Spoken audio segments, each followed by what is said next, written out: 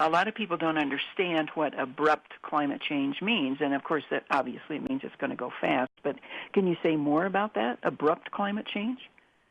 Yeah, it basically does mean what you just said, in that so many people think that climate change is a linear process, and that, we for example, are now looking at, we're permanently over 400 parts per million CO2 in the atmosphere very, very shortly. And that's only going to continue to increase. And so, a lot of people think, well, things are going to keep kind of slowly lopping along, and we're seeing this slow, constant increase in temperatures, and, we are going to be losing more and more glaciers, and temperatures are going to keep rising consistently and slowly over the planet. And so, as that progresses, a lot of people think that's going to be in a linear fashion, but in reality we are already in abrupt climate change, and even NASA scientists are talking about this. So instead of talking about the Intergovernmental Panel on Climate Change, the UN body, the IPCC, that's really probably the most heavily cited and the biggest group coming out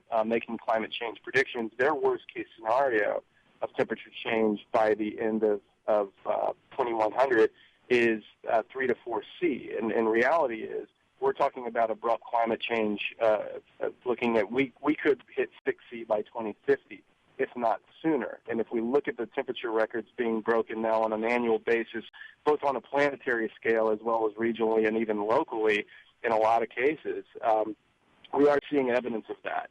Again, look at how fast the Arctic ice sheet is melting. So many people thought, well, this is going to be a 2050, 2085 thing, and no, actually we're looking at starting to see ice-free periods in the Arctic, probably starting as early as the end of next summer.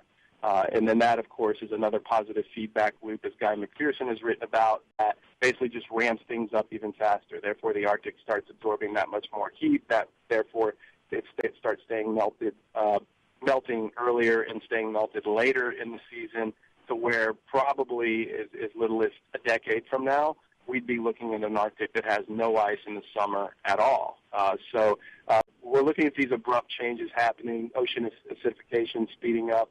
Everything has consistently outpaced the IPCC worst-case predictions as far as sea level rise, as far as ocean acidification, as far as temperature increases globally, and just about every other category that they track.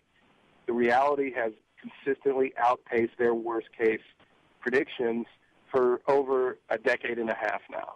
And that only continues to speed up. And so all of that is to say that there's ample evidence in front of our eyes right now that shows we are well into abrupt climate change. And so we're not talking about 2100 until things start to get really, really bad. We're talking about as early as 2020 and certainly 2030 at the latest.